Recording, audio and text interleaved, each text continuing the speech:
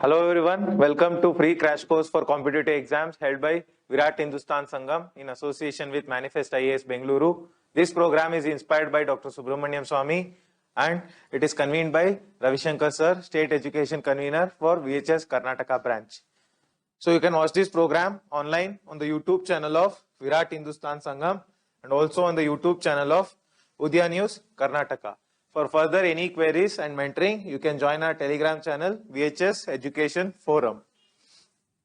So I am the chief mentor of your program. We are done with polity and history. Today we are going to finish the economic part of our syllabus. Okay, let us begin the class. So we were discussing World Trade Organization. So this organization was formed in 1995, post Marrakesh Treaty in 1994, and it is a successor of the GATT, General Agreement on Trade and Tariffs, right? So this is the basic information. We discussed various concepts regarding, so there are three fundamental principles. One is national treatment, another is most favored nation, the third one is special and differential treatment. These are the three fundamental principles of the World Trade Organization. So yesterday we discussed the most favored nation principle. So today we will discuss the S&D provisions, special and differential provisions. What is it all about, right?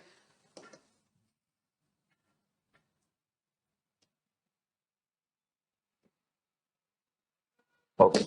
So first we will discuss the solar panel issue between the India and USA. What is the solar panel issue? So we have this National Action Plan on Climate Change. So this action plan was started in 2008 and a part of that action plan is National Solar Mission. Under this mission, so there is a provision that we have to increase our solar capacity for 100 gigawatt by the end of this year, that is 2022.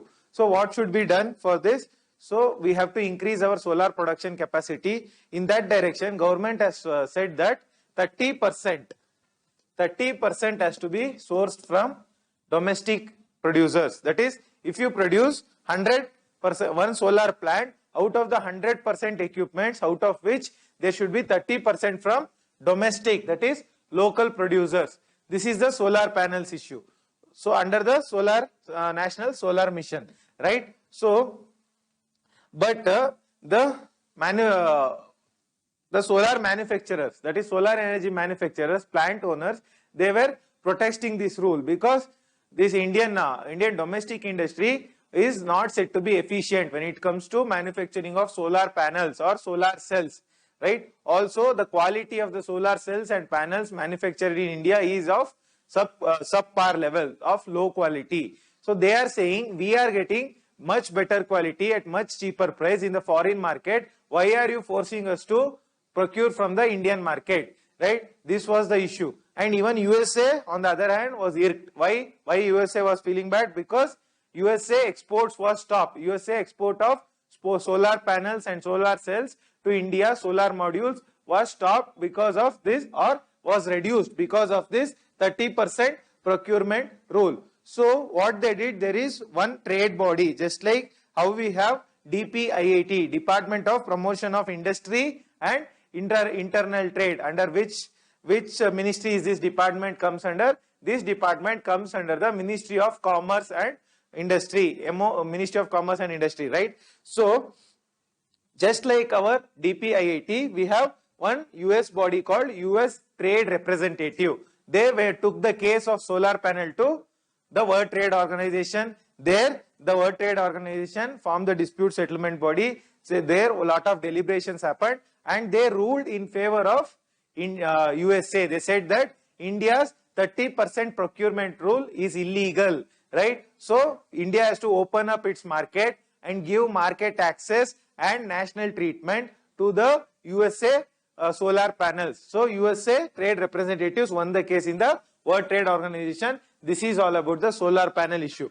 Next, the third fundamental principle of the World Trade Organization is S&D provisions, special and differential treatment. What is this special and differential treatment? See, when you talk about this S&D provisions, it relates to developing countries. developing countries and least developed countries. I've told you what is developing, what is least developed. They have to be given special provisions. What are these special provisions? We will look into. So this is relating to the developing countries. So, but there is one problem here.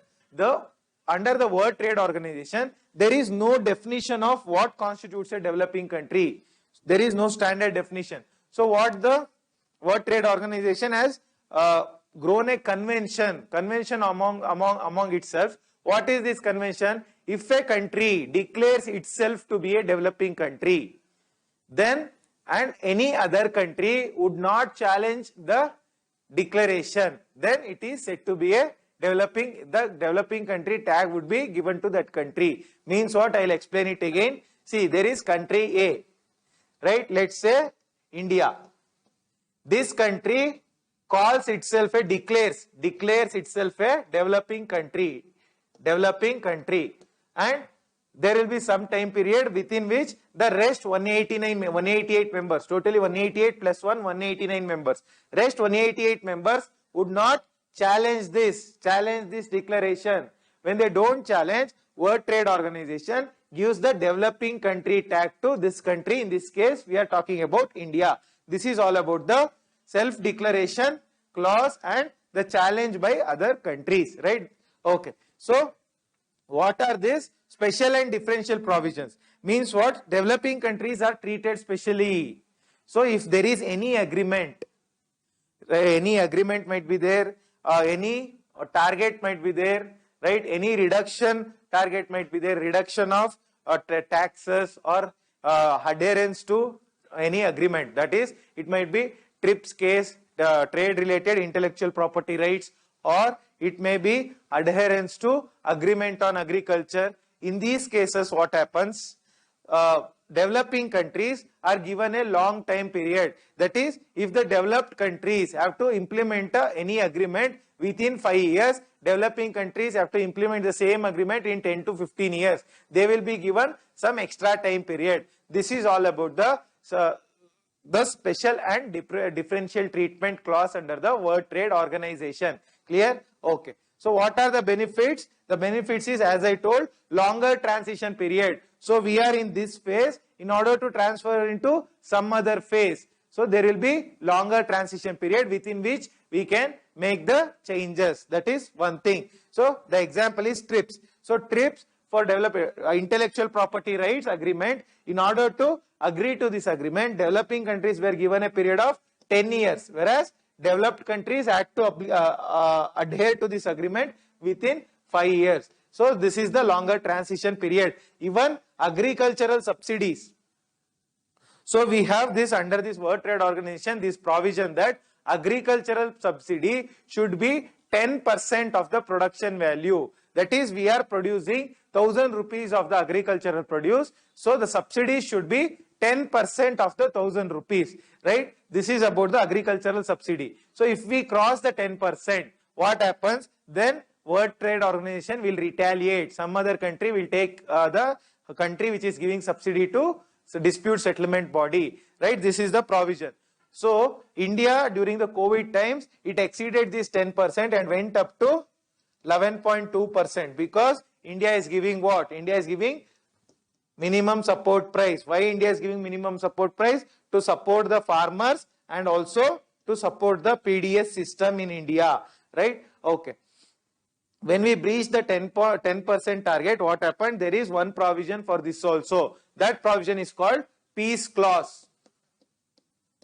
Peace clause. Under this peace clause, India would not be forced to adhere to 10%. Not only India, any developing country would not be forced to adhere to 10% rule. They can take extra time period to adhere to this 10% rule. So India invoked the peace clause. Earlier this peace clause was until 2017 only. Now peace clause under agreement of agricultural subsidies, it is extended indefinitely. So India can use the peace clause until there is an agreement reached.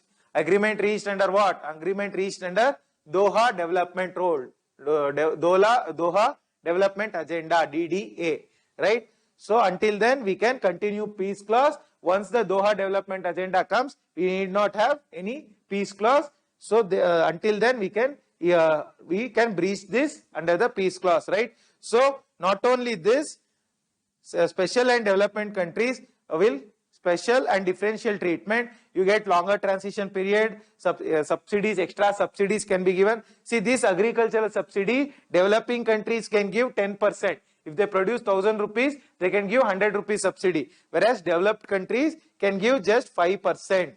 Right? This is a special provision for developing country. Not only this, there is a generalized system of preferences, GSP system.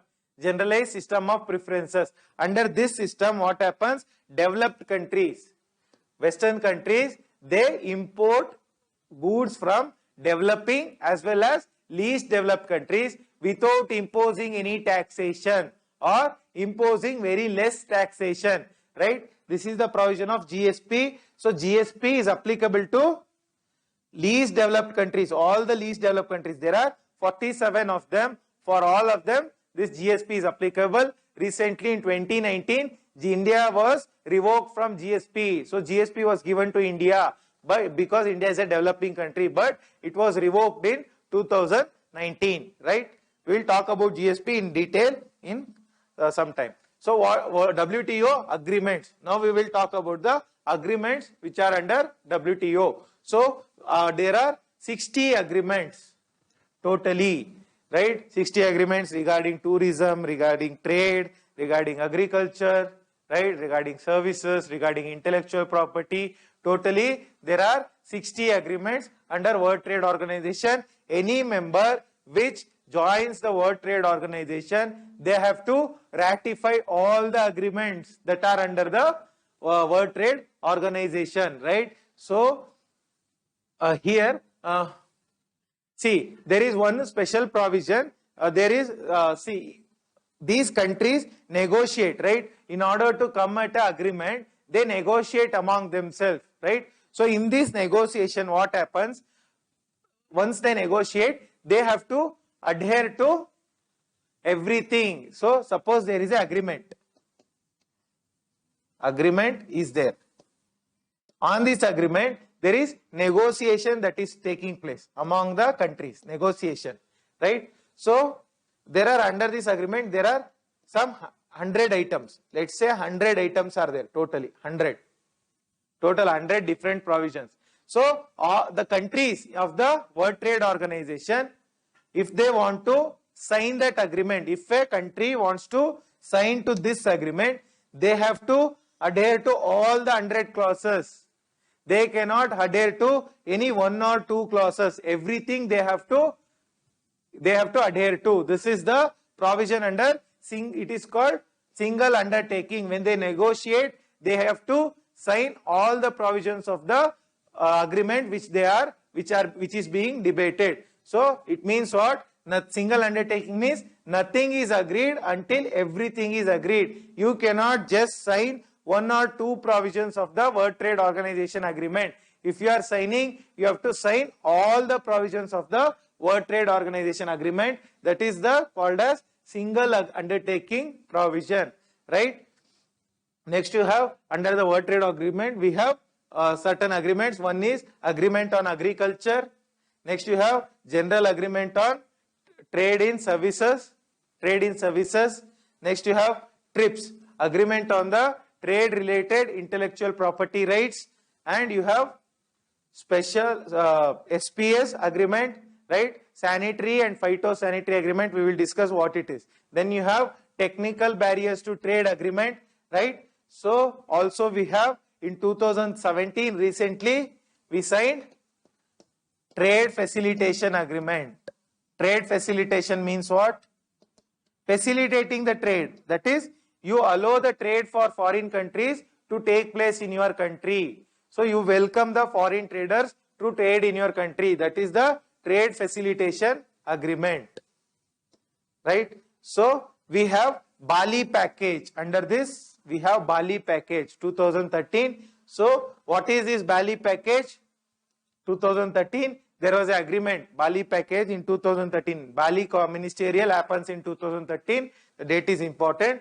So they agree to lower the trade barriers. See, there are two types of trade barriers I have already discussed. One is the technical barriers, another one is non-technical barriers, or tariff barriers and non-tariff barriers, right? So to reduce all the trade barriers is the goal of Bali Package 2013. So next we talk about the most important agreement of the World Trade Organization. It is the Agreement on Agriculture. What is it all about? It consists of three things. One is domestic support. Domestic support means Agreement on Agriculture. This agreement is signed among the countries. Whoever has to get into the World Trade Organization, they have to sign all agreements. Among the agreement is one agreement, Agreement on Agriculture. So out of this, there are three principles under Agreement of Agriculture. One is domestic support. What is domestic support? Right? So in agriculture, we are providing so many support to our farmers, right? So we are providing support in the form of marketing support. We are supporting the seed. We are supporting research in agriculture. We are supporting extension services or providing knowledge.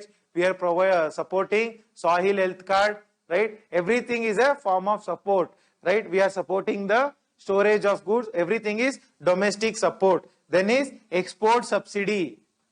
So third is market access. Export subsidy means providing subsidy to export products.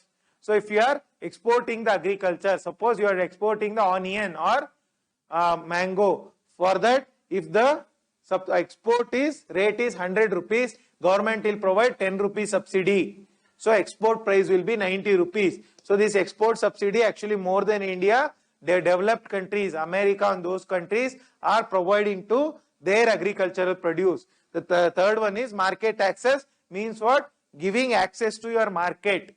India giving access to its market to any foreign country is called as market access, or vice versa with respect to any country. First we will talk about the domestic support. So domestic support, subsidies. So we have, so providing, I told you, domestic subsidy, we provide irrigation subsidy, seed subsidy, fertilizer subsidy, right? More credit subsidy, everything we are providing, right? So based on trade distortion, whether this subsidy, what we are providing to the agriculture, is it trade distorting? That is, the government which is giving some money to the agriculture as a subsidy, is it causing any distortion among the world trade? Is it hampering the foreign countries to enter India?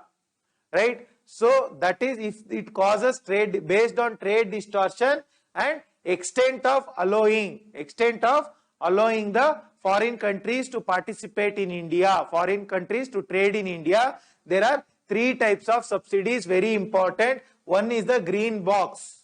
So three boxes are very, very important. Green box, amber box and blue box. What is green box subsidy? So under green box subsidy, it is, we are providing unlimited, so green box subsidies, whatever the subsidies that are there in green box, they are unlimited subsidies. Means what? So there is no limit, right? So under World Trade Organization, there is always a limit to provide subsidy. For example, agricultural produce, 10% of the produce, I told you already. Whereas under green box, whatever the subsidy is considered as green box, you can provide unlimited subsidy, right? So these subsidies are called non-trade distorting. They do not distort the trade among the international arena. So they are non-trade distortion, or they cause minimal distortion. Even if they cause the distortion, there will be very minimal.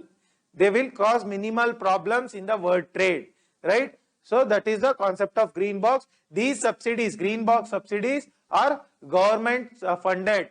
Government will fund these subsidies. What are the green box subsidies? So you have this PM Kisan, right? So PM Kisan, under which 6,000 rupees is given to the farmers. It is a green box subsidy, because what? It is a kind of income support. Government is providing support, income support to the farmers, right? So that is a green box subsidy, PM Kisan. Or you have in Telangana, Raitu Bandhu scheme, under which money is given to the farmers, right? We have discussed the scheme. So that will also be qualified as a green box subsidy, right? So these are government funded direct income support decoupled with production and prices. So under green box subsidies, it is direct income support. Means what? Income, direct money will be given to the farmers, right?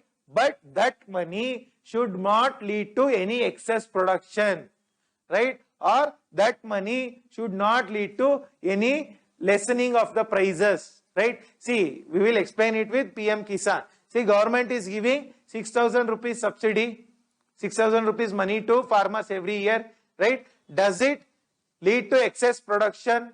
Not in a significant way, right? 6,000 rupees he can use to buy any fertilizer or support his own family, support education or health, right? It does not lead to any excess production. So it is direct income support not leading to any excess production. Also, it is also a income support where, see, this out of this 6,000 rupees in PM Kisan, does it lead to any reduction of prices of the crops grown by the farmer? No, right? So 6,000 rupees will not lead to any distortion in prices. So this qualifies to be a green box subsidy because it's an income support not leading to rise in production or decrease of the price of the final product, right? Under this, what are the subsidies that are qualifying? One is research funding. You have Krishi Vignan Kendras, right? Or Indian Council for Agricultural Research. So there, if you are funding the money, that can be qualified as the green box subsidy, right? Not only that, extension services, agricultural extension services. Extension services, I have told you, research and knowledge relating agriculture. That if you are funding, that can also be qualified as a green box subsidy. Not only that, if disaster relief is provided. For example, you have swarm attack, locust attack. Every year it happens it comes from Pakistan. It actually comes from Africa, comes from Iran to Pakistan. These locusts are what? Locusts are small insects which will fly, come and eat all the crops, right? So it is called as what? Locust attack. It is qualified as a disaster. In that case, or in the case of, let's say, cyclone disaster or famine, drought disaster, this, if the government gives any support, that is also green box subsidy. So this is all about the green box subsidy under the domestic subsidy clause of the Agreement of Agriculture. Next you have amber box subsidy. What is this amber box? See, these amber box, amber means what? So it is a color. Green is just like green, it is a color. These subsidy, they are trade distorting. Means it will lead to either increase in production of the crops or it will lead to decrease in prices. See, when there is increase in production of the crops or when there is decrease in the prices, what happens? The demand for those products will increase. So because of, see, government is giving support.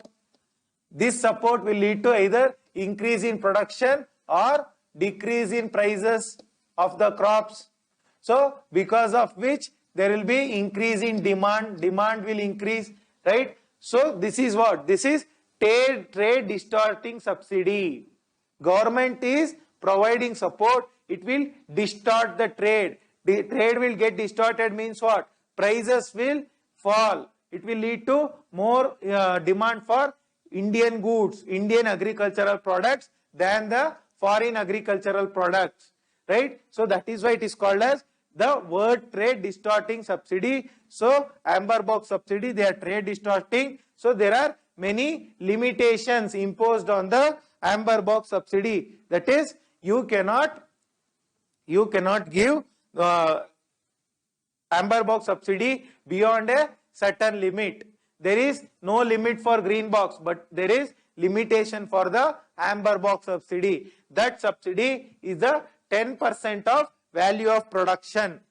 So your MSP is the best example. Minimum support price given to how many crops in India? 24 crops. Decided by committee on Cabinet Committee on Economic Affairs on the recommendation of Committee on the Agricultural Crop Cost and Prices, right? So this is considered to be trade distorting. Because why? See, MSP, minimum support price, is given. So because of which there will be change in the prices, or there will be increase in production.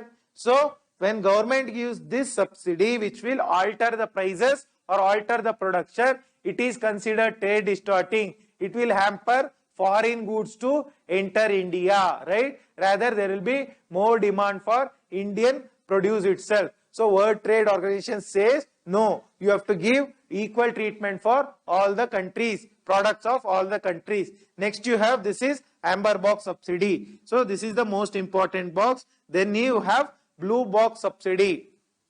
What is this blue box subsidy? So see, the best example is government gives money. Government gives money to the farmers. Why the government gives? You should not do anything. See, the best example is you take a agricultural land.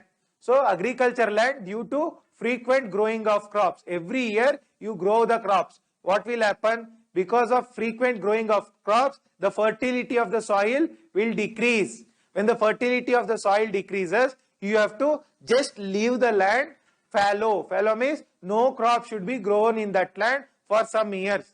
So in order to stop producing, right, government will give money. That money will be qualified as blue box subsidy, right? There is no limit for blue box subsidy, just like green box subsidy. So this is direct payment for production limiting program.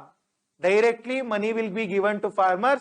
Why? They should not do any production, right? This is the production limiting program, blue box subsidy. There is no limit for it. See, I told you the example is farmers paid to leave the land fallow. This is the example of blue box subsidy. So the problem with India is India and amber box is the most important problem. India's food procurement policy under National Food Security Act or under the minimum support program. Why does the government procure food grains under minimum support program? I told you, one is to support the farmers, second is to provide food security to the under PDS. Food security means providing food, assured food to the poor people, right? So these are the two goals of the MSP. See, India's food procurement policy, MSP is the issue in the under amber box, as I told you.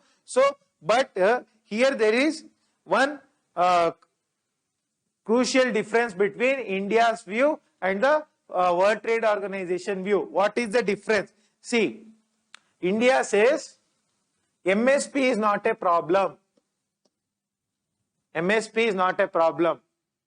Why? Because even though World Trade Organization say you should not give MSP, India says MSP is not the problem. Why? See, India says MSP per se, MSP in itself is not a problem. How you calculate the MSP is the problem. See, India calculates MSP based on recent year data, whereas World Trade Organization calculates the subsidy or the MSP based on 1986-87 data. So there is lot of difference between calculation, because of which this 10% limit is breaching. So if you calculate based on recent data, based on, see what happens if the, see in if you World Trade Organization calculates based on 1986 data, what happens at that time? Food prices were very less, right? That is at that time, during those time, what were the food prices? They were, see, let's today the 1 kg rice is, let's say, 75 rupees. At that time it was, let's say, 20 rupees. So World Trade, today government is providing the 1986 20 rupees per kg of rice.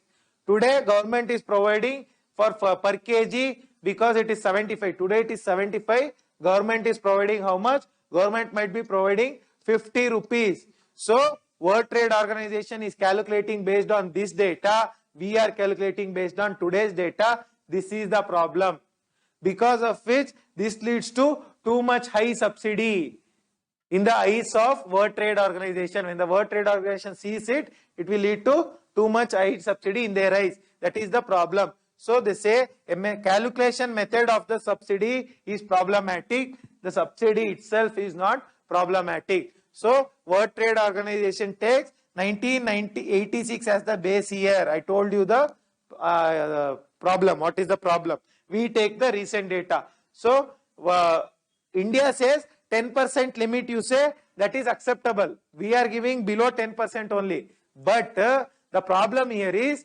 we are within 10%. You are not getting the 10% right because you are calculating based on old data. We are calculating based on new data. This is the problem. Limit is not the problem when it comes to India and amber box subsidy. Then there is, I told you, as even this 10% if we breach. So COVID time we breached up to 11.5% subsidy was given to agriculture. So there is a temporary peace clause. Peace clause, that is, peace clause means what? Even see, under World Trade Organization, if there is any breach of agreement, right? Suddenly what? World Trade Organization imposes certain punishment, or countries, other countries will impose restrictions on Indian goods, Indian exports. So what under this peace clause, what happens? Even if we breach the limit, even if we cross the limit, there is no imposition of any punishment. There is no restriction imposed by any country. That is called peace clause. This peace clause is temporary. Earlier it was until 2017. That is why it is called as temporary peace clause. This peace clause was agreed in 2013 Bali conference. Bali conference, ministerial conference happens in 2013. That is when this peace clause was agreed until 2017. But this temporary now has become permanent. It is extended indefinitely. Why it is extended indefinitely? Because under Doha Development Agenda, DDA, agricultural subsidy is one of the issues. Under this agricultural subsidy, there is no agreement between developed countries and developing countries.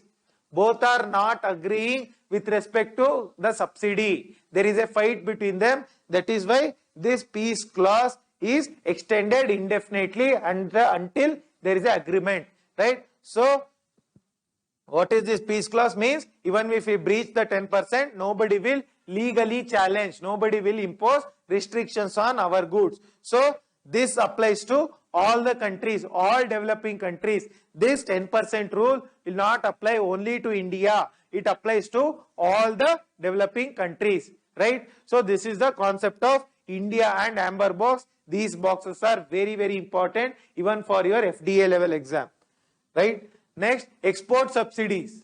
Export subsidies. So see, India is not giving any export subsidy. I told you what is export subsidy. Reducing the price of export by government giving some money. So what happens? It is not, India is not giving such subsidy. Whereas developed countries, I told you in USA, one farm, one agricultural farm is as big as a taluk, right? So productivity is too high in USA, whereas productivity is low in India. So what they do? They have excess food produce. That is when they were under India's food crisis in the 1960s, they started exporting wheat and wheat to India under PL 480 program, right? Under Lal Bahadur Shastri tenure, this was there, PL 480 program, right? So these export subsidies, why these countries, developed countries, give export subsidies to their agricultural products?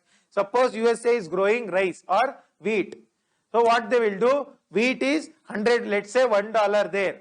They will give 100 kg of wheat is, let's say, $100 rupees. They will give $10 subsidy. So 100 kg of wheat is $90. Whereas in India it might be some $150 converted to Indian rupees. So what will happen? Since, or India it might be, let's say, $100 only.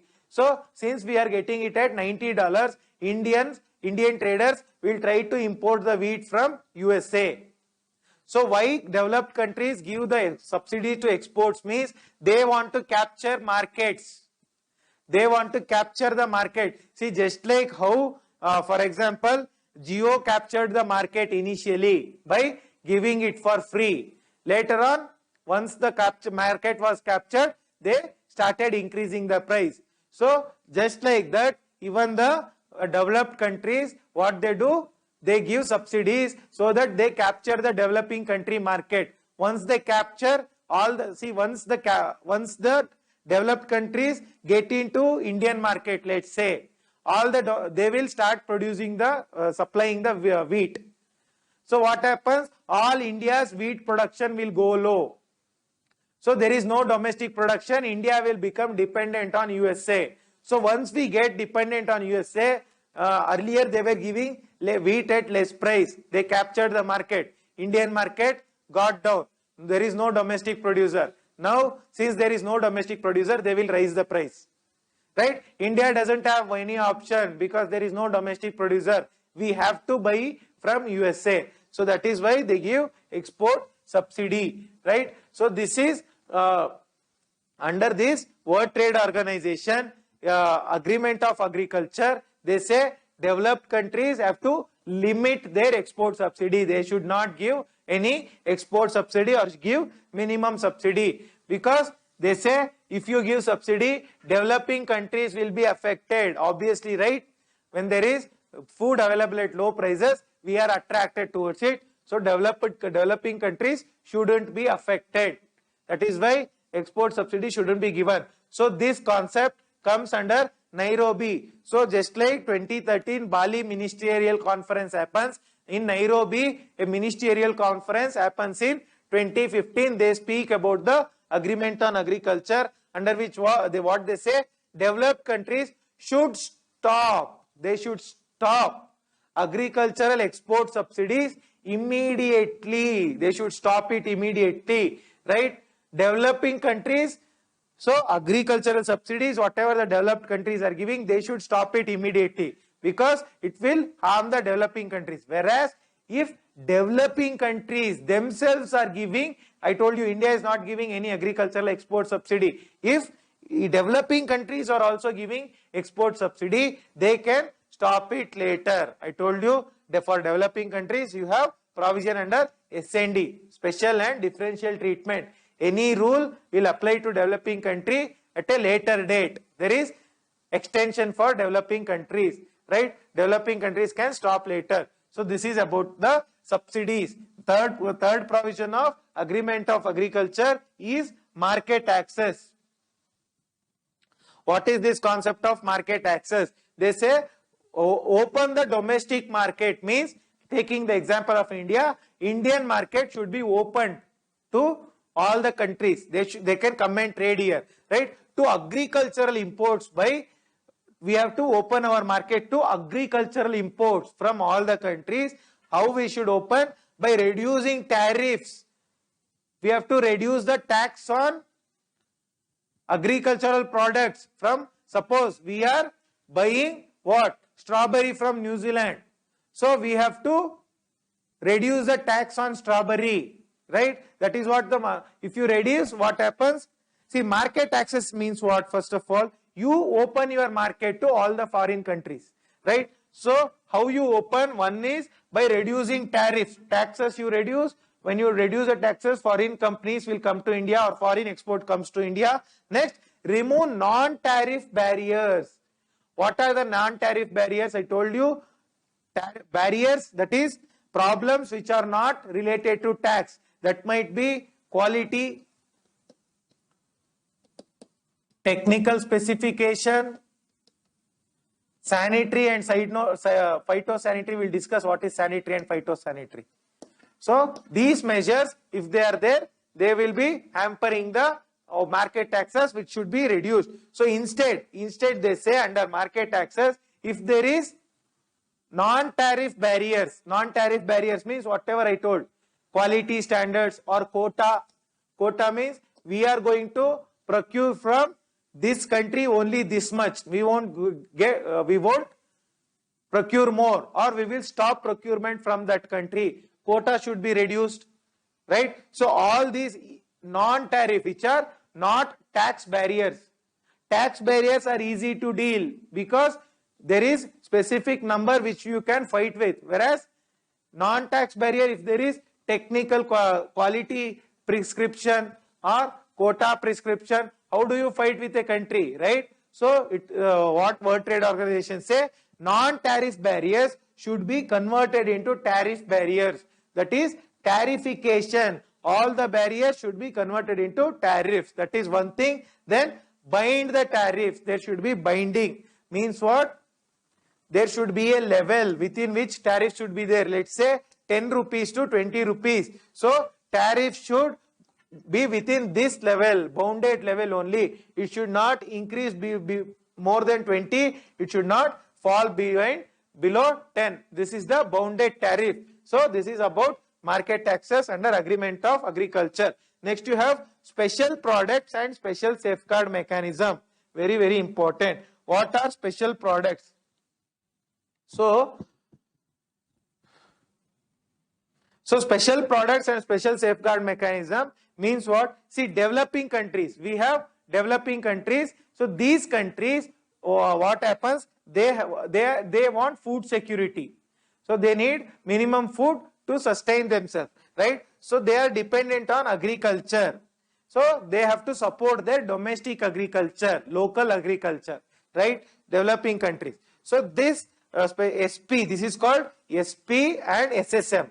This SP and SSM deals with developing countries issue with agriculture, right? So why? Because developing countries need to focus on food security and also farmer protection, right? Food security and farmer protection they have to focus upon, and also protect them, protect the farmers.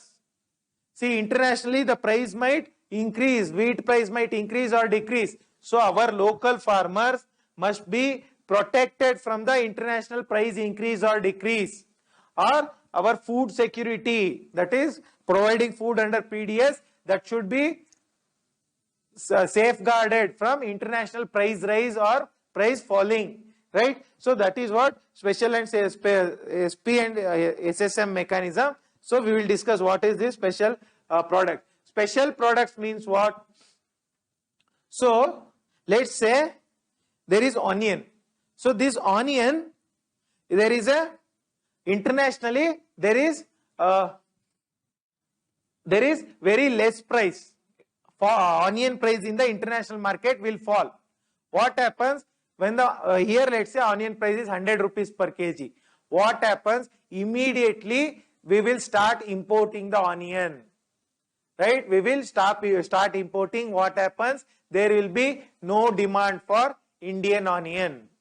So our farmers will be affected, right? In order to stop affecting our farmers, what we do? We will put high tariffs. That is, on the onion, imported onion, we will increase the taxation. So these products on which we will increase the taxation in order to protect the domestic farmers are called special products. So this is special products. This is important for farming communities in developing countries, right? Countries like India. So Doha Development Agenda allows high tariffs on these special products. You can increase the taxes on these special products to protect the local farmers, right? Even World Trade Organization also allows this special products under special and differential principle. Special and differential principle of the World Trade Organization, right? Foundational agreement. So under that also special products increasing the taxation on the some products is allowed. Next, this is only for developing countries. Only developing countries can impose higher taxation under the special products clause, right? And there is an increase such. Then you have temporary special safeguard mechanism. So what is special safeguard mechanism, right? So this is also related to sudden surge. See what happens, sometimes there is a high import in some products, right? Let's say the palm oil. So there is high imports, sudden surge in imports, because the foreign country might be giving subsidy to their farmers. So because of which they will export lot of products into India. What will happen? It will hamper our farmers. In order to protect that, in order to protect our farmers, this special safeguard mechanism is there. So what we'll do? Temporarily we will impose higher tariff. We will increase the tariff on that particular product. So why? Because in the time of sudden surge, there is an increase in import. Then we will impose high tariff in order to protect domestic farmers. So what is the difference between special products and special safeguard mechanism? See, special safeguard mechanism deals with increased imports when there is a surge in import, whereas special products deal with those products which will hamper our farmers. If we import those products, it will hamper our farmers. That is special products, right? Then you have this group called G33, group of 33 countries. What is this G33 countries?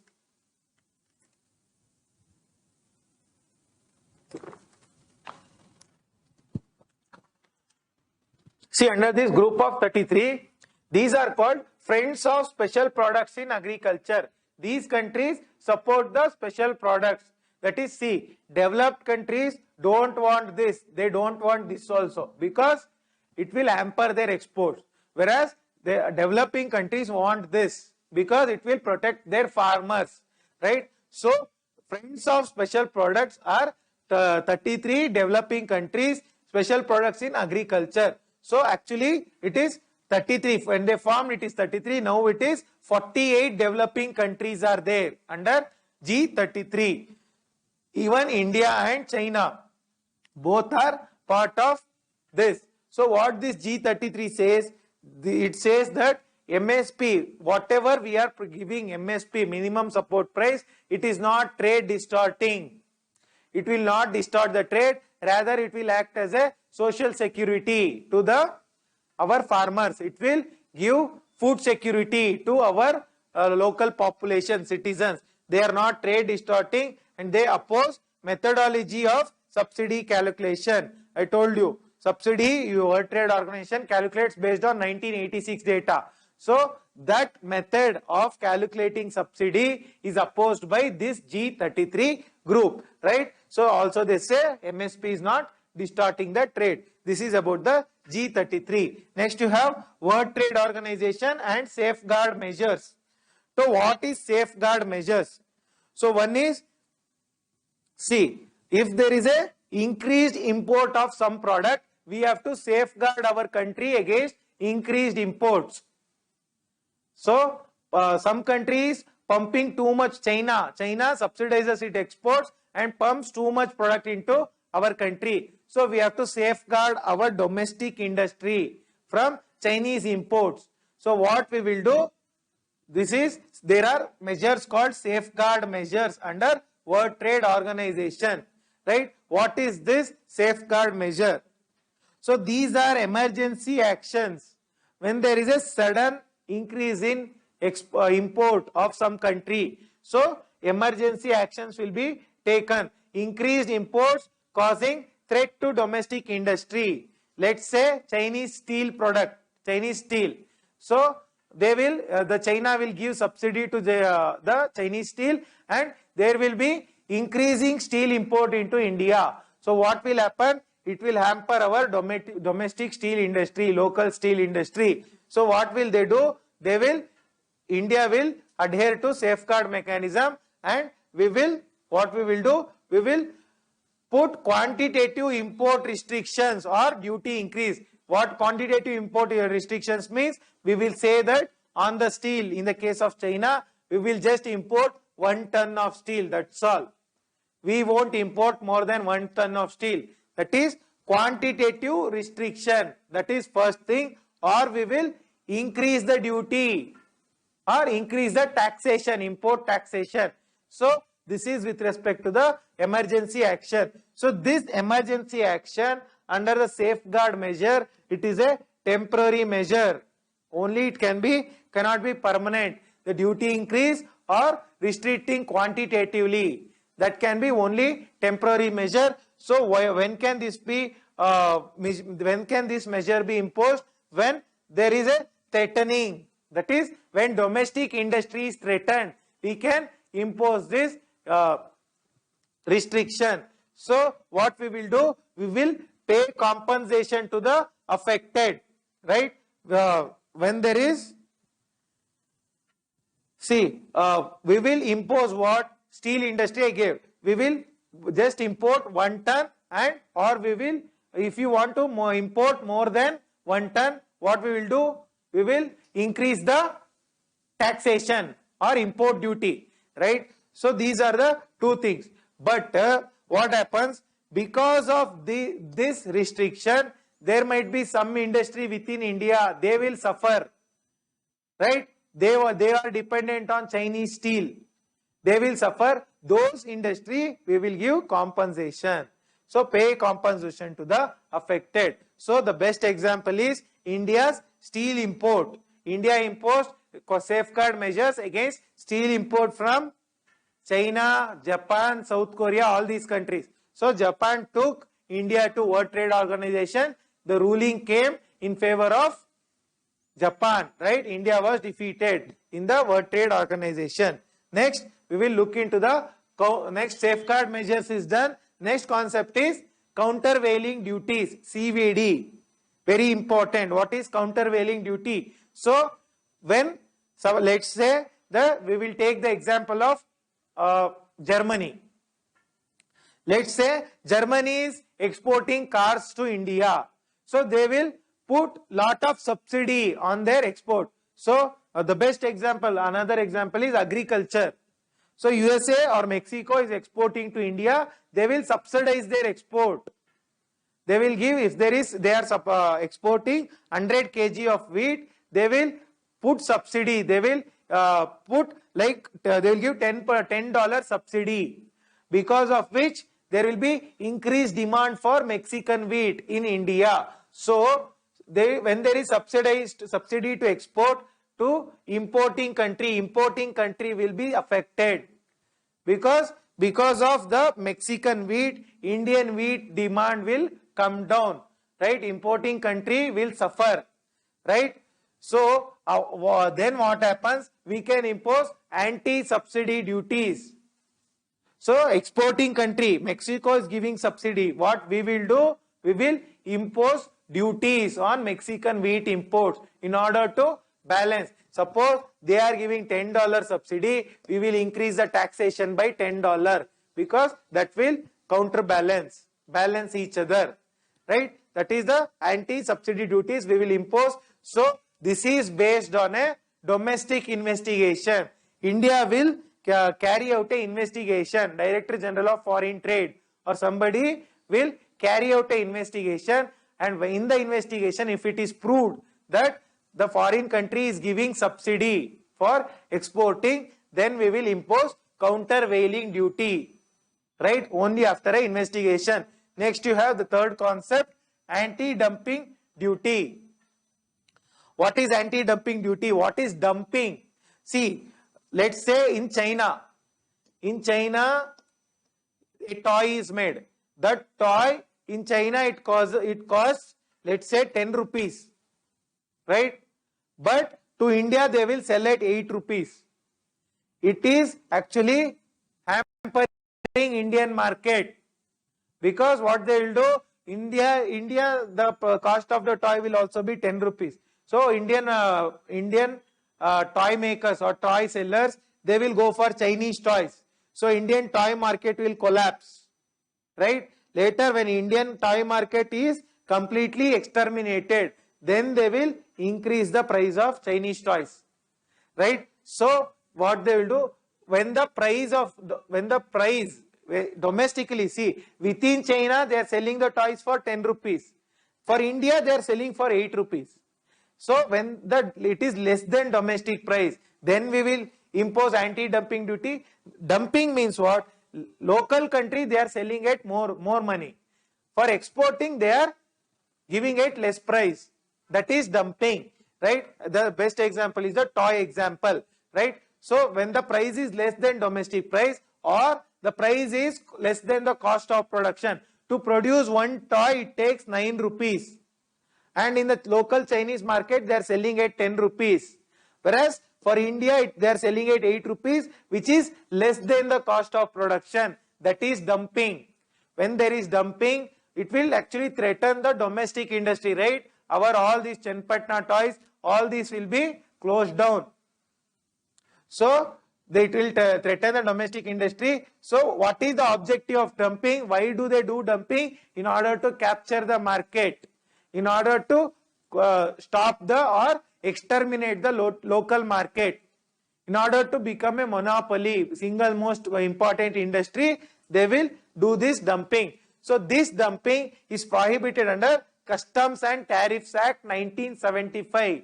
This act prohibits the dumping. Not only that, there are anti-dumping rules as well, right? These two prohibit the dumping, right?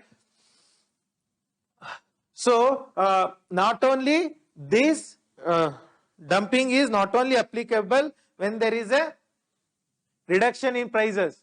Not only that, when the exporting country is called as a non-market economy. What do you mean by non-market economy? What is market economy? See, in market economy, the prices will be decided based on demand and supply. No, government will not fix the prices. Whereas in China, government will fix the price, right? They will fix the value of currency. So China is not a market economy, it is non-market economy. When non-market economy countries are exporting the goods, those are subject to dumping duty. So if a non-marketing country like China is exporting goods to India, India can directly impose anti-dumping duty, right? This is one thing. One is that when the price is less than domestic price, then when the price is less than cost of production, or when the good or the product is coming from non-market economy like China, you can impose the anti-dumping duty. So see this, China joined World Trade Organization in 2001,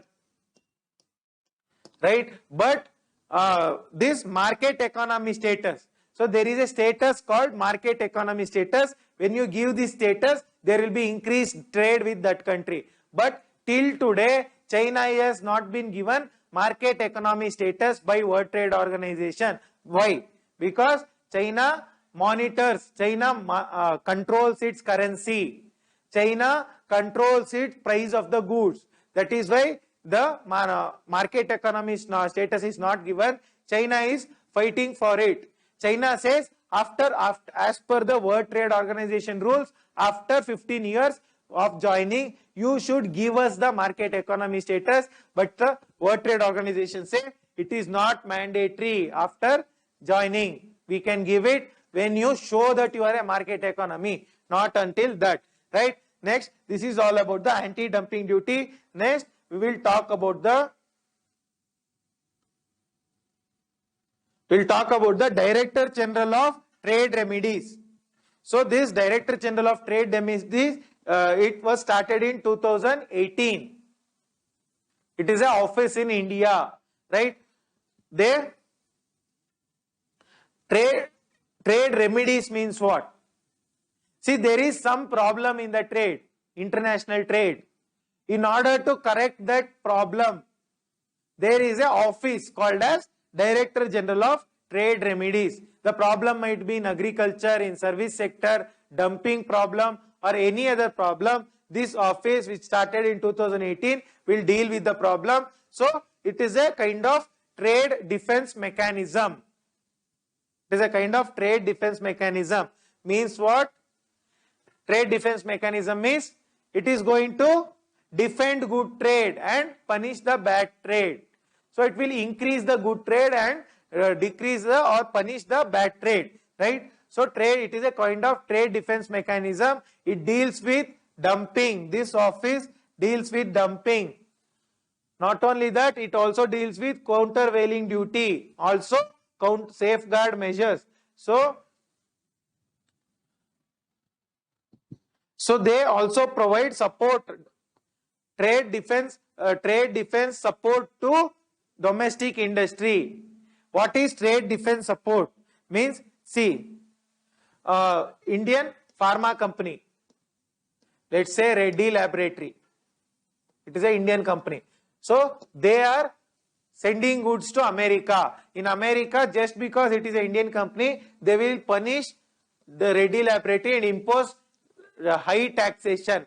Then this Reddy Laboratory can go to DG, Director General of Trade Remedies. He will support him, support Reddy Laboratory to fight the case in USA, right? That is there, and also it ensures level playing field. Level playing field means between the domestic industry and the foreign industry, it is going to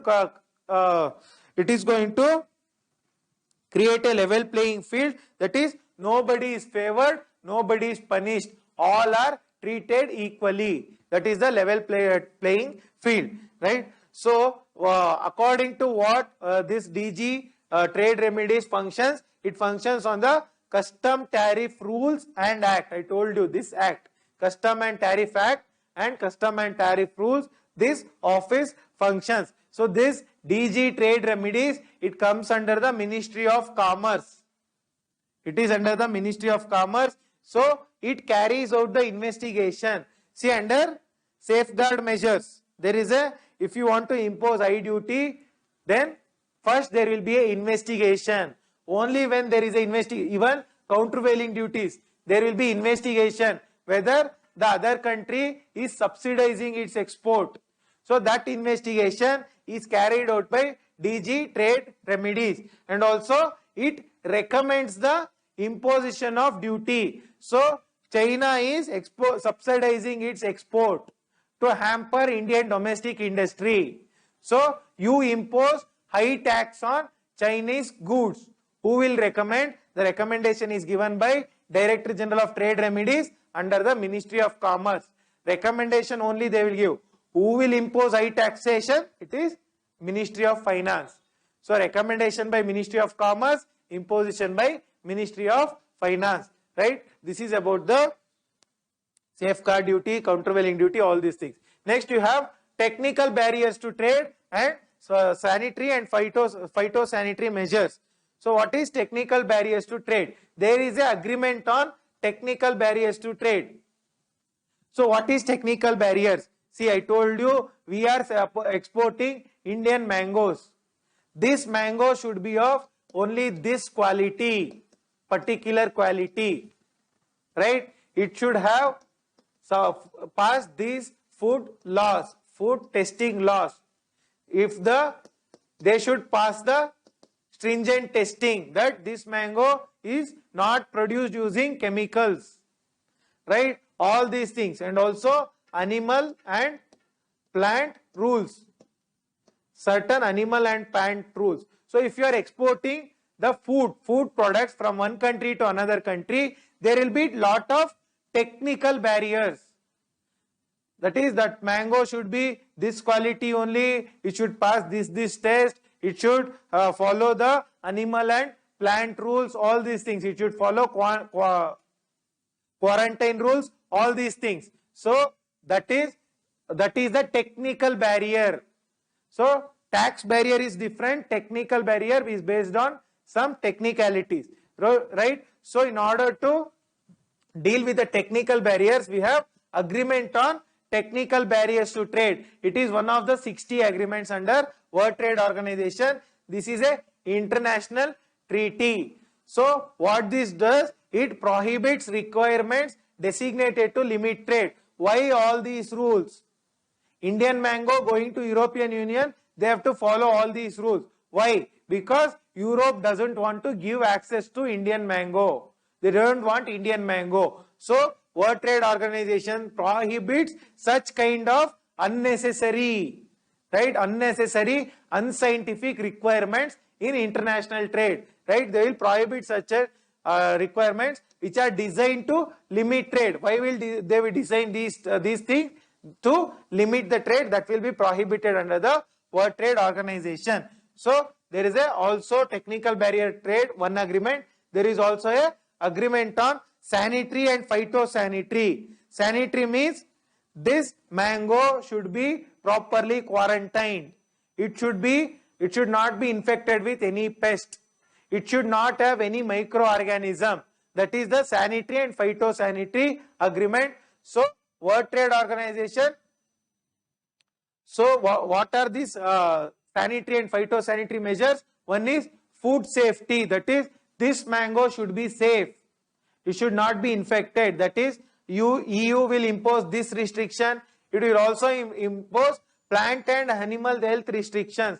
That because of consumption of this mango, the India should give a guarantee that it will not affect any animal or any plant.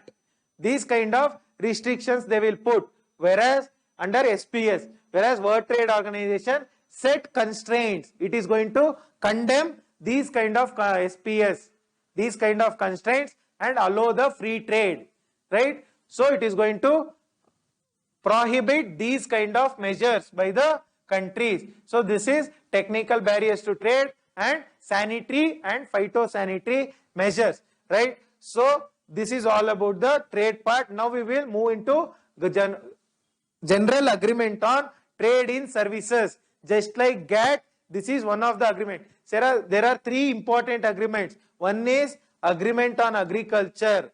Then the second one is GATS, GATS. The third one is TRIPS.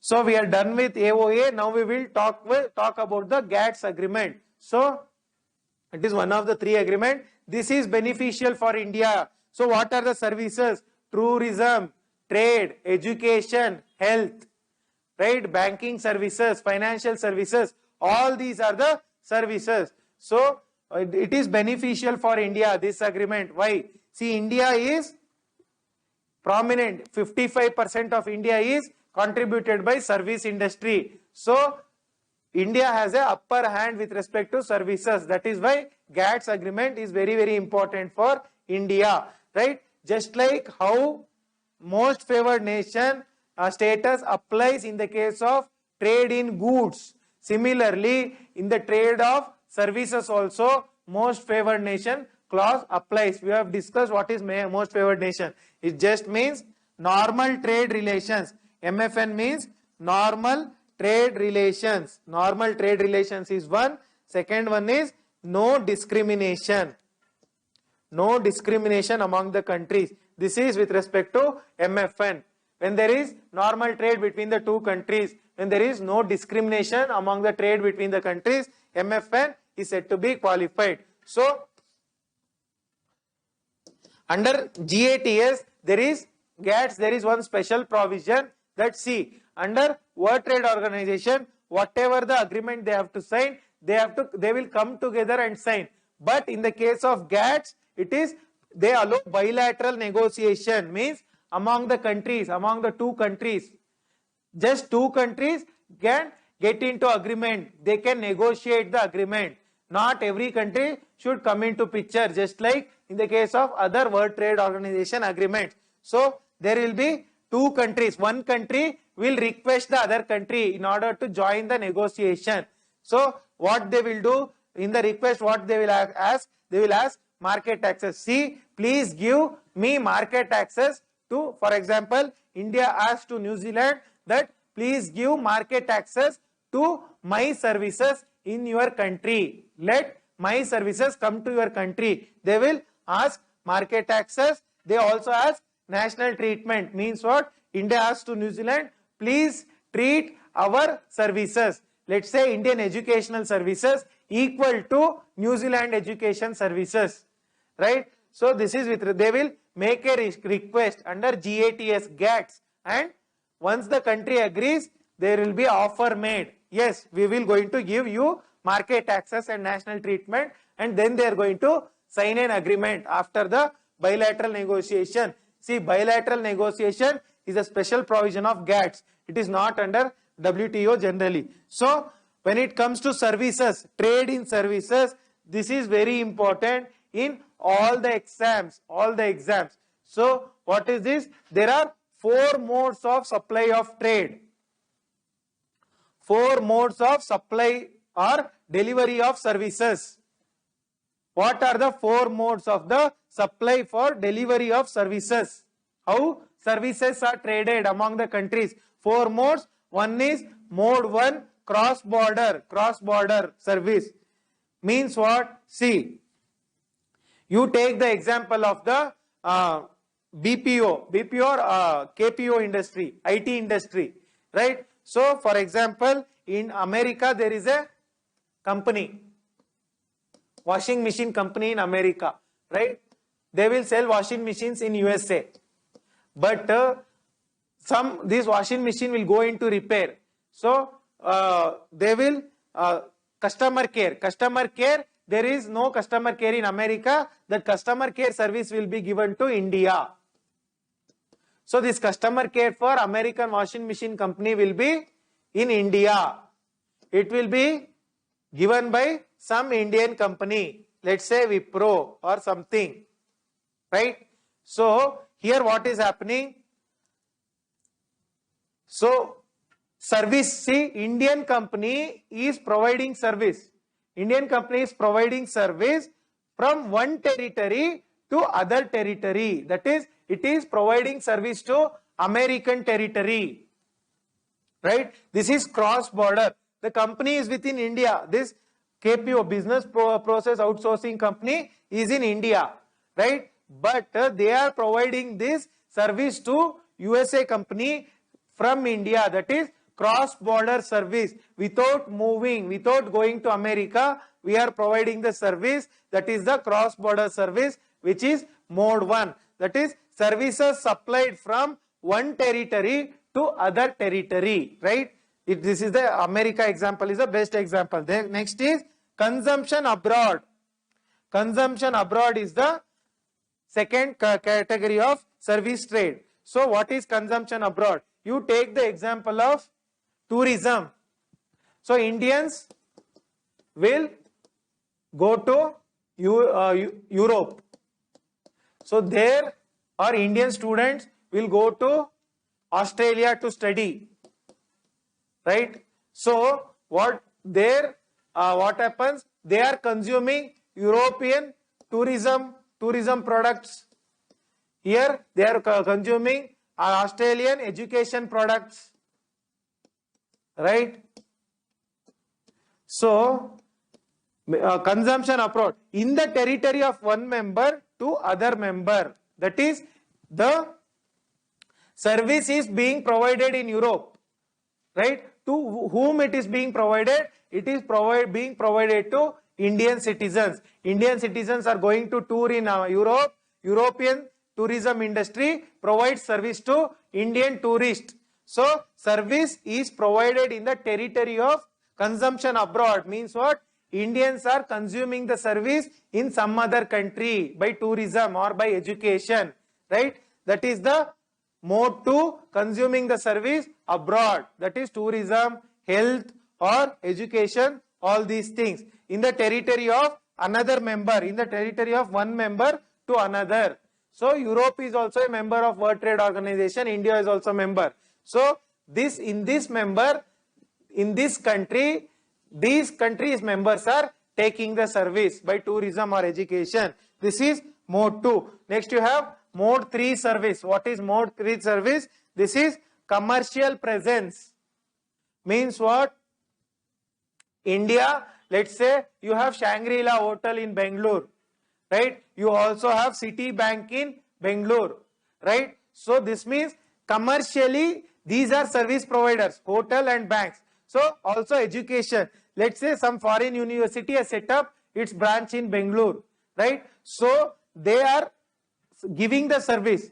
So by commercial presence means what? They are not just giving over call. They are commercially present here. They have a proper institutional structure. That is the commercial presence. Supplier of one member via commercial presence, right? So Shangri-La is a Singapore company. They have set up the industry hotel in Bangalore, right? So that is the mode 3. If Citibank sets up the branch in Bangalore, that is mode 3 by commercial presence, right? Next you have mode 4 type of service. This is presence of natural persons.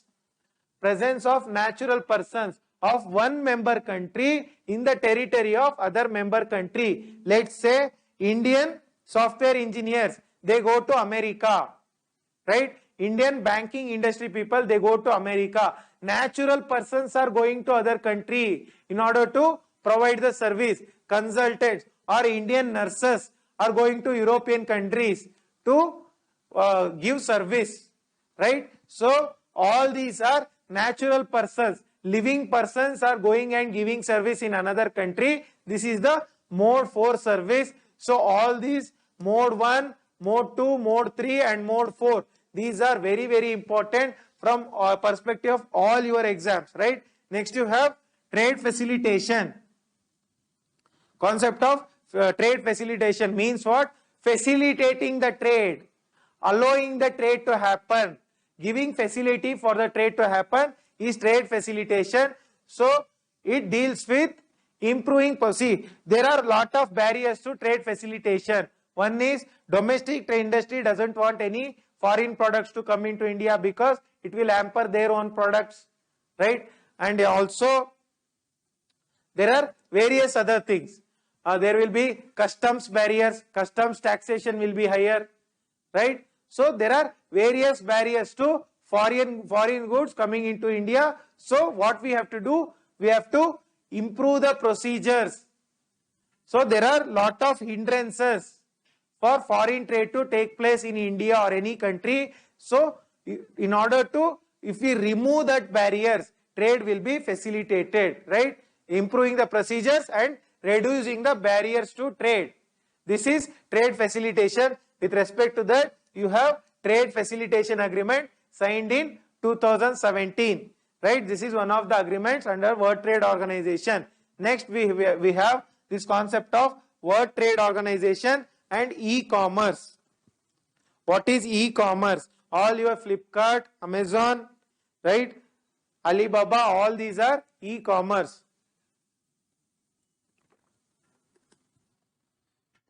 World Trade Organization say, see, this issue was not actually, see, this e-commerce issue is a new issue. This was initially not included under the World Trade Organization because when are we seeing this Amazon and Flipkart? Hardly 10-15 years, right? Before that, 2001, when the Doha Development Agenda began, where was e-commerce? It was not there, right? So these developed countries want e-commerce to be within the World Trade Organization. Why? Because all these e-commerce companies are from America. They have American investment, Amazon, Best Buy, all these things. So if it is under World Trade Organization rules, it will help them expand across the world. But India says, opposes, saying that it dilutes development agenda. Means what? See, Doha Development Agenda is focusing on various issues like agriculture, market access, right? Market access, intellectual property rights, all these things. So if you bring e-commerce also, it will actually dilute this. First of all, no agreement has been reached on these issues. Then how will you bring some new issue into this, right? So that is why the India says don't bring e-commerce into India, into the World Trade Organization agenda, whereas developed countries want it to be under the e-commerce agenda. So this favors this, if e-commerce comes under the World Trade Organization, it favors the multinational firms. Why multinational firms? Because see, it will hamper, privacy issues will come into picture, right? What privacy? This multinational firms, see, let's say Amazon is there. Amazon has the account of, if you register yourself on Amazon, all your data will be with Amazon, right? So your privacy is compromised. Amazon can misuse the data. That is one thing. Then data localization. That is, this, if e-commerce is bought under World Trade Organization, this data of all the consumers, mobile numbers, email IDs, that may be stored in foreign countries. So India will not have any control over the data. That is also a shortcoming. Then net neutrality. Net neutrality means what? See, if in the internet, there is World Wide Web, right? In World Wide Web, if you treat all the websites equally, that is, net is said to be neutral. If some website is favored, if let's say Facebook is given more speed or Facebook access is given for free, then there is no net neutrality, right? So these multinational firms, they actually they are against the net neutrality, and it also hampers the cyber security, right? So if you don't, this e-commerce is also threat to cyber security, right? So what they say, India, why it is opposing, it says that these multinational companies, Amazon and all, they have benefits of scale, means they are very big companies, they can invest too much money. It will hamper the kirana shops, small shops in India. So that is one thing India is opposing. Then it also says these multinational companies have too much technology. They are technologically very advanced. So when they are too much advanced, our companies cannot compete with them, right? That is the reason India is opposing. What are the challenges for this e-commerce? One, to India to accept e-commerce under World Trade Organization. See, we do not have proper infrastructure for e-commerce, right? That is one thing. Then there is no legal infrastructure. We are dealing e-commerce under IT Act 2000. Even today, e-commerce, all this e-commerce, that is Amazon, Flipkart are governed under IT Act 2000, right? That is a issue. Then there is no legal backing. Then you have taxation. How do you tax the e-commerce companies? That is also a issue. And also, who will administer the provisions, who will regulate the e-commerce? That is also the issue, right? So this is with respect to the e-commerce issue, World Trade Organization. Next we will talk about Singapore issues. What is Singapore issues? See, Singapore, there is a 1995 World Trade Organization gets formed, right? Post 1995, first World Trade Organization meets itself in many ministerial conferences. So Singapore was the first ministerial conference in 1996, right? 4 issues were bought by the rich countries. Developed countries in the Singapore issues, they bought 4 issues which are called Singapore issues. So it says that in the developing countries, if developed countries are investing in developing countries, these countries should treat foreign investment and domestic investment, local investment equally. That is the first issue. Earlier it was not treated like that. Then competition laws must be same. What is competition law? See, if price setting, if there are 4 telecom companies, they will talk among themselves and they will set the price. They will set one price. That is price setting. Or if one company is acquiring another company, that is one issue. Or if there is cartelization. Cartelization, you take the example of onion. So all onion traders will form a cartel. They will stop onion from going into the market. They will withhold or hoard the onion. Means they will save the onion in the godown and create artificial scarcity, right? So that is a cartel, right? If there is cartelization, if there is price control, right? Or if there is takeover, illegal takeover, then it comes under Competition Commission of India, right? So these competition with respect to these areas, if competition laws are applicable to local companies, the same laws should be applicable to foreign companies as well, right? So that is the competition laws must be same. That is the second issue. Then there should be transparency in government procurement.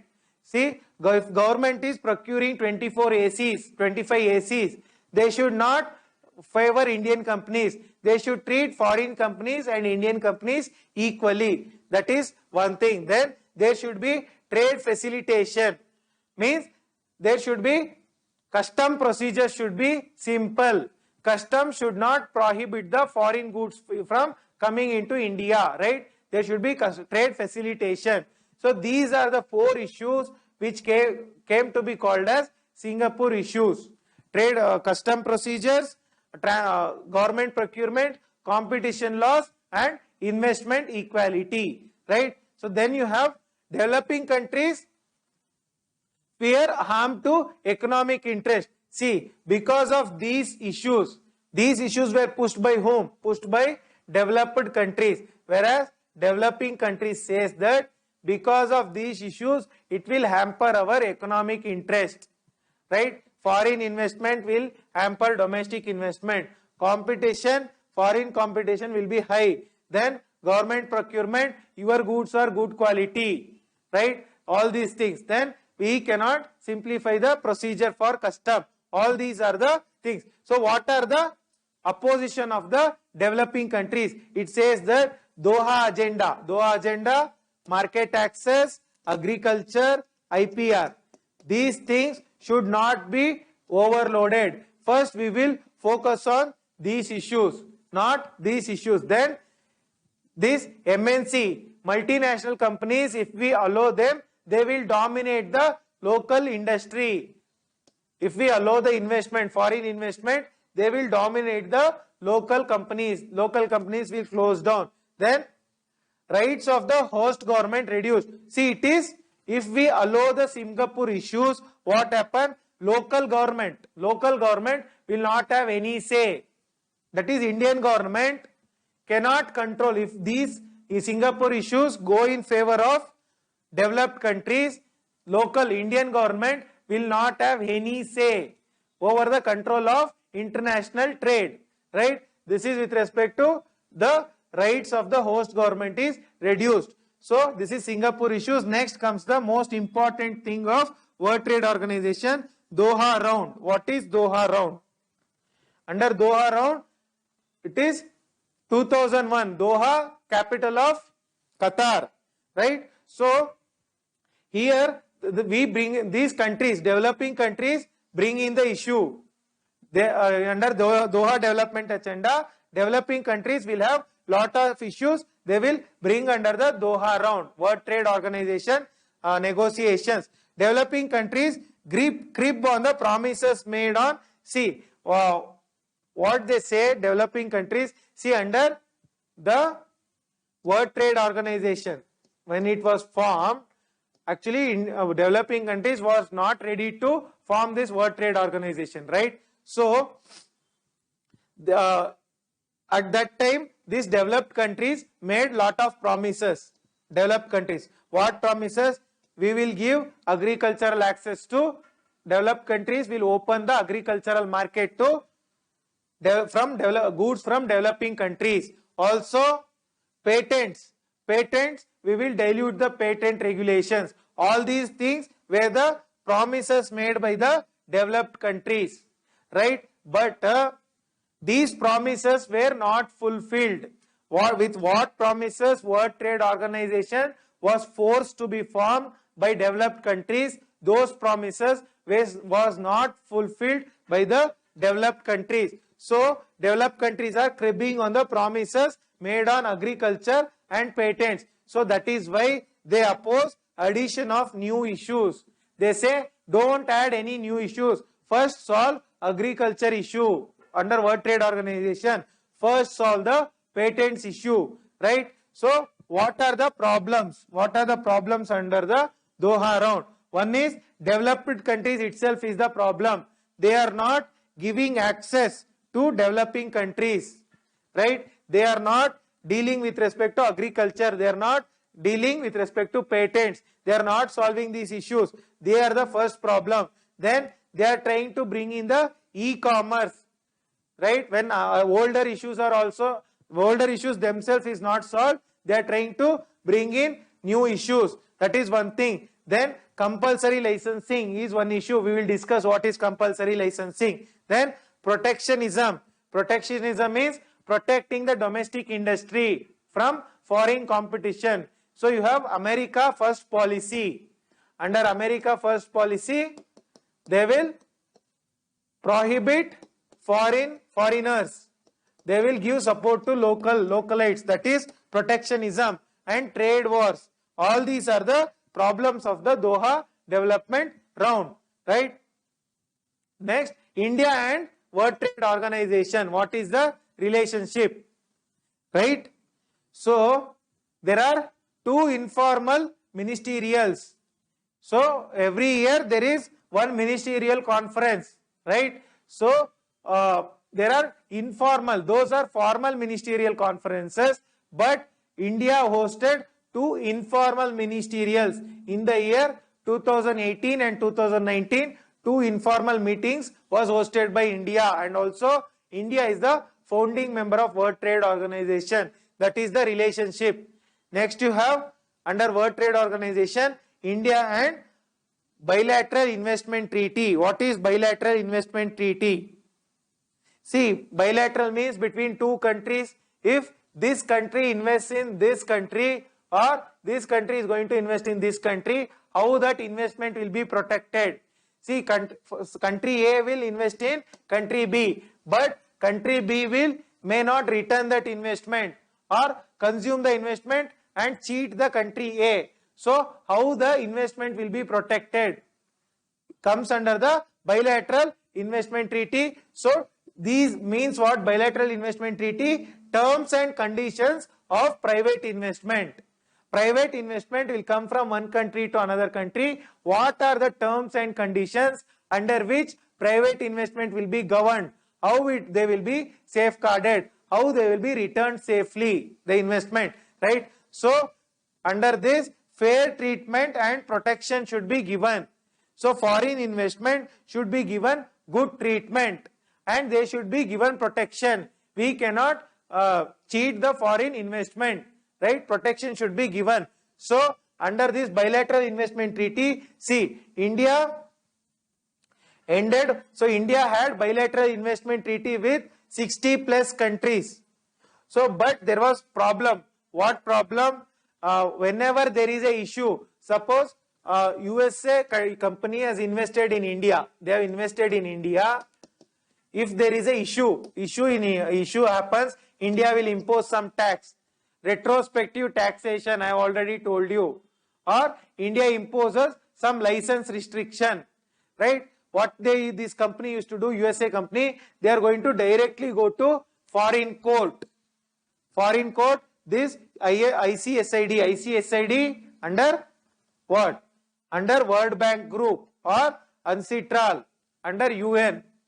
These courts, they used to go and complain against India. So India terminated all these 60 bilateral investment treaty and now they have a new model bilateral investment treaty. But this treaty is signed with only 4 or 5 countries, that's all. So this bilateral investment, if there is a bilateral investment treaty, what happens? There is a recourse to ICSID. That is, the foreign company which has invested in India, they can go to International Center for Settlement of Investment Disputes against India, or they can go to UN Center for International Trade and Law, right? They can go there and complain against India under bilateral investment treaty. So what is this treaty about? It speaks about investor-state dispute settlement. What is the dispute between investor and state? If the investor has invested in one particular country, this country may impose excess taxation or impose some licensing restriction. Those disputes will be taken to World Trade, these organizations. So India earlier ended all the BITs. So this bilateral investment treaty, they come under the Ministry of Finance, right? It come under the Ministry of Finance. So India has given new model bilateral investment treaty, right? So what is this model bilateral investment treaty? Under this model bilateral investment treaty, India proposes to reduce MFN and national treatment. This is against World Trade Organization, right? World Trade Organization says MFN, most favored nation, and national treatment should be supported. Whereas India says under this new model BIT, we will not give excess MFN, most favored nation status. Also no national treatment or less national treatment will be given. Rather, we will support the domestic investment. And also it says new model bilateral investment treaty says if a company which has invested in India, if it wants to fight against India, first they have to file the case in local court. Only when the case is dismissed in Supreme Court, then only they can go to the international court. Until then, they cannot go. First, you exhaust the local remedies. That is what they say. Then you have H1B visa and World Trade Organization. See, this H1B visa is given by United States of America. To whom? They gave it to non-immigrants. Non-immigrant means they are not going to immigrate into USA. They are just going for work. And non-immigrant visa and specialized job. They have some specialized knowledge. For those people, for the best example is IT people will get H1B visa from America, right? So what the USA did, USA reduced the H1B visa. Also they increased the fees. So they increased the fees of H1B visa. Also they increased the fees of L1 visa. What is L1 visa? It will be asked in your exam. L1 visa, suppose there is Infosys. Infosys has branch in India also. It has branch in USA also. If a person from Indian branch will go and work in USA branch, he will need to take L1 visa, right? H1B visa is not intercompany transfer. Anybody can go and work, right? Specialized knowledge. Best example is your IT people, right? Information technology techies, right? So what USA did, it increased the, under Donald Trump, it increased the visa fee, and also it reduced the number of visas. So India invoked MFN. India filed a case in World Trade Organization. India said, you are not giving us most favored nation status. You are not treating the services in a normal way. It is in an abnormal way. That is what India said. Okay, this is about the H1B visa. Then you have GSP and India, Generalized System of Preferences and India. What is this GSP? GSP is given by developed countries towards developing countries and least developed countries. Means these two countries can export to developed countries at less tariff or less tax or no tax. So this is a preferential trade system. They prefer developing countries or least developed countries. This is a preferential trade system given by developed countries. This benefits both the countries. How does it benefit developed country? See, in developed countries, cheap goods will go. Goods at very less price. Also, developed country customers will have very high number of options, because India, let's say GSP was given to India earlier, right? India used to export steel products, tire products, various cosmetics, everything at very less price. There was no taxation on these goods. So US consumers had lot of options, right? This is with respect to mutual benefit. This GSP benefit the USA also, India also. India, how did it benefit? It increased the trade, right? There was less taxation, right? So this is with respect to it. It was beneficial for both the countries. This US3R, United States Trade Representatives, they withdrew GSP for India in 2019. They say that this generalized system of preferences, India is not eligible because India is this is given for only developing country and LDC. India is not a developing country. Donald Trump says India is a developed country. That is why it was abolished. India says, India on the counter it says, India imposed high tariff on US. Why GSP was withdrawn? One issue is India is a developed country. That is what USA said. The second issue is US dairy products, US milk and all. India had imposed high taxes. Why? Because see, USA for the cattle they feed bone meal, means bone meal and internal organs of various animals. So even cows are non-vegetarian there. Cows consume non-vegetarian food. So when cows consume non-vegetarian food, the milk that comes out of that cow, we cannot import that milk because it is against our religion.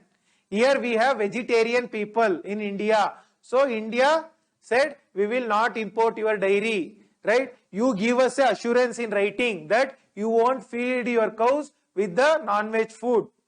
But USA did not give. So India stopped importing from the USA dairy products. So, but what USA did, in turn, USA stopped importing steel and aluminium from India, tit for tat action, and they removed the GSP for India. This is with respect to GSP provisions. Next you have rules of origin. What is rules of origin? See, there is free trade agreement.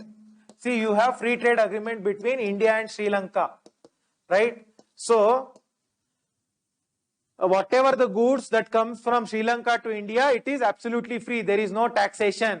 But some country, let's say XYZ, if the good comes from XYZ to India, there is taxation. Tax will be imposed. But XYZ, what they will do, they will push the goods via Sri Lanka because there is no taxation. But this country has free trade agreement with Sri Lanka, not with India. If XYZ directly exports to India, there is taxation. It exports via Sri Lanka, there is no tax. So what India does, India is an example, every country will do. India says rules of origin. Even if the product is coming from Sri Lanka, where is the origin of that good? If it is origined in some other country, it is not eligible for free taxation. It will be, tax will be imposed on that product, right? So duties, the taxation will depend on source of the product. Where does this product originally come from? Based on that origin, the taxation duties will be imposed, right? Also, it says that you can, that is one thing, from where the product will be exported, based on that we will impose the taxation, right? That is one thing. Suppose XYZ still wants to send via Sri Lanka, let's say the product of let's say a wood product, right? So a raw wood, let's say a sofa, right? So if you are exporting the sofa even now via Sri Lanka, here there should be some value addition. Means the sofa should be painted in Sri Lanka, or it should be given some packaging, extra shine or something in Sri Lanka. Then only we can give free trade. That can be, this product can be accepted under the free trade agreement, or else we will impose the rules of origin and trace the origin to XYZ and impose the same taxation. This is the concept of rules of origin. Next you have regional trade agreements and World Trade Organization. See, World Trade Organization says that we have to treat all the countries equally in the trade aspect. Trade should be equal, but there are various regional trade agreements. you have SAFTA, South Asian Free Trade Agreement, NAFTA, North American Free Trade Agreement. These are what these regional trade agreements do. See, this is a region, there are 2-3 countries here. So among themselves, they will abolish the tariffs. So this will be free trade area. So goods go from one country to another country, there will be no taxation. But good come from any other country, there will be taxation, high taxation. Right? So under this regional trade agreement, they say World Trade Organization, but this is against World Trade Organization, right? Because from any other country, if the goods is coming, you are imposing tax. But good is going within the, among the countries, there is no taxation. In the regional trade agreement, let's say this is one region, American region. But even though this is against World Trade Organization provisions, this World Trade Organization says this is acceptable because it allows the economic integration. Means these countries within the region will be economically integrated. There will be more economic connectivity among these regions. That is why it is accepted, right? So these under these regional groupings, there will be preferential trade agreement will be there. Free trade agreement. What is preferential trade agreement? Free trade agreement means among all the goods there will be free trade, there will be no taxation. Preferential trade means among few goods there will be no taxation. So in this region there might be free trade agreement or preferential trade agreement that will be respected by the World Trade Organization, right? Then you have the concept of trade creation. See, these regional trade agreements, since there is no taxation among the countries, zero taxation, it will lead to more trade creation. That is, more and more trade will happen, export and import. It is just like this. If there is a discount on some product, what you will do? You will buy the product. Just like that, if there is free trade, there will be more trade creation, right? It will also lead to competition between foreign products and local products. It also increases the globalization. Global connectivity will increase because of regional trade agreements, and also it leads to open regionalism. Ultimately, it leads to open regionalism. What is open regionalism? I said this is one trade grouping. There are 6 countries. They have abolished the trade among themselves and they are trading freely. But under open regionalism, they not only abolish the trade among themselves, they will abolish the taxation among themselves. They will abolish the taxation with other countries also, right? That is open regionalism. That is, entire region is one trade grouping, right? So you have many regional trade agreements. One is Trans-Pacific Partnership. So between USA, Mexico, Canada and Philippines, China, all these countries, you have not China, Japan, South Korea, you have Trans-Pacific Partnership in 2018. Then you have RCEP, Regional Comprehensive Economic Partnership among Asia plus 6 countries. RCEP is there. Then NAFTA is there, North American Free Trade Agreement, that is there, and EFTA, European Free Trade Agreement. Then SAFTA, South Asian Free Trade Agreement, Mercosur, Argentina, Brazil, Paraguay, Uruguay. This is one of the regional trade arrangement. So World Trade Organization allows the regional trade arrangement. So what is the India and World Trade Organization? What is the relationship?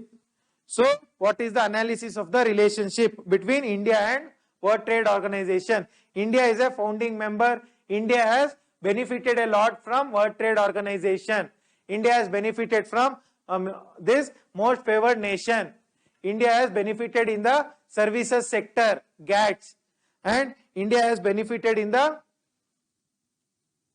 national treatment. India has benefited in the agricultural products. So India has benefited in lot of issues. but there are lot of problems also. Intellectual property rights is one issue among the World Trade Organization and India. E-commerce, new issues are the problems with respect to India, right? Also, domestic subsidy, this minimum support price is also one of the issues under the World Trade Organization. Next, we will, last concept of this topic, what is protectionism? Protectionism means what?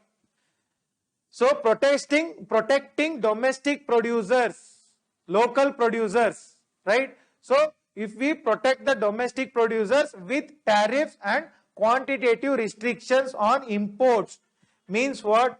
Say, take the example of America first. So America, let's say this is America, there are American producers. So you want to protect these producers from foreign countries, foreign companies. What you will do, you will impose taxation on foreign countries, or you will restrict quantitatively. What is quantitative restriction? You will say that only this much product I am going to import from foreign countries, right? This is quantitative restriction. Why taxation and quantitative restriction? Because you want to protect your domestic producers. Domestic producers should not be hampered, right? So there are two ways of protecting them, and also quantitative restrictions on import. You will restrict import via quantitatively or via taxation, right? This is two things, and they discourage the foreign participation. Why foreign participation is discouraged? In order to protect the domestic producers, in order to increase the domestic employment. The best policy is the US protectionism. US protectionism, America first policy. Under America first policy, they are not encouraging the foreign traders. Foreign imports, they are not encouraging, right? So, India was also a protectionist country. When was India a protectionist country? Before 1991. India was a protectionist country. India was not open to global trade. India was following import substitution. That is, India was depending on self-reliance. That is, producing all the goods within the country. So, whereas post 1991, we have abolished the protectionism, right? So, what is the negative of US protectionism? That is America first policy. What are the negatives? See, the negative is it will hamper global trade. America first policy, it will hamper global trade. It will hamper developing countries' growth, right? So all these are the negatives, and it will hamper foreign investment. All these are the negatives of the US protectionism. So what is the legality? Whether this protectionism is legal? See, under Article 21, there is a provision for protectionism. What is that provision? There is a security reason. When there is a threat to your country's security, let's say India's threat to Pakistan's threat to India's security, then India can become a protectionist country. So when we can be protectionist? When there is a security threat to our nation. Pakistan threat to India is the best example, under which there is legality. Legally, you can be a protectionist country under Article 21, right? So this is about the protectionism. So next is trade war. So we will talk about trade war tomorrow. There are some 5 topics left. We will finish it tomorrow and wind up the economy part. So if you have any doubts, please put it in the comment section. Please make good use of the classes and take good care of your health. Jai Hind, Namaste.